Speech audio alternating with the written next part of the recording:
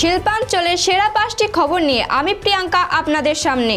প্রধান শিক্ষকের বদলি রোখার দাবিতে পথ অবরোধ করে বিক্ষোভ দেখান স্কুল পড়ুয়া, অভিভাবক ও স্থানীয়রা।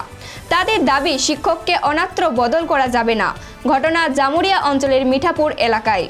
সামনেই লোকসভা নির্বাচন, তার আগে আসানসোল ও দুর্গাপুর পুলিশ কমিশনারের এলাকার বিভিন্ন জায়গায় কেন্দ্রীয় বাহিনীর রুট মার্চ করছে। শান্তি এবং অবাধ ভোট করার লক্ষ্যে সিদ্ধান্ত ইলেকশন কমিশনারের।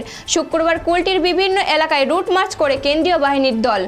আন্তর্জাতিক নারী দিবস উপলক্ষে আসানসোল জেলা হাসপাতালে একটি অনুষ্ঠানের আয়োজন করা হয়।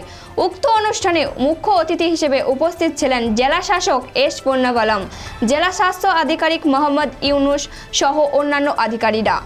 এদিন মহিলা পুলিশ হাসপাতালের নার্স এবং মহিলা স্বাস্থ্য কর্মীদের সম্মাননা জ্ঞাপন করা হয়।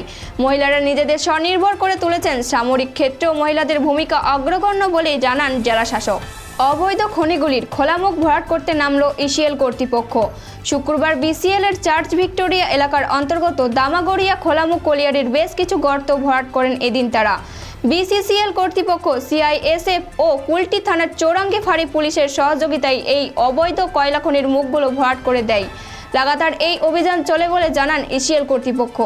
সালানপুর থানার মাধাইচক গ্রাম সংলগ্ন সামডি বাইপাস রাস্তার পাশে এক চায়ের দোকানে আগুন লাগায় আতঙ্কিত এলাকাবাসী।